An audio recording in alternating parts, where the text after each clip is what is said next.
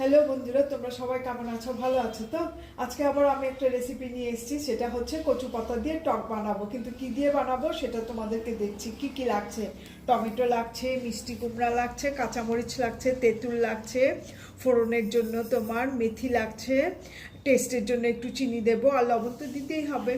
ব্যাস, এটাই ছিল আজকে আমার রেসিপি। তো আমি কিভাবে বানাবো সেটা তোমরা একটু ভালো করে দেখবে, কিন্তু ভীষণ টেস্টি জিনিস, তোমরা ঘরেও বানিয়ে খেতে পারবে।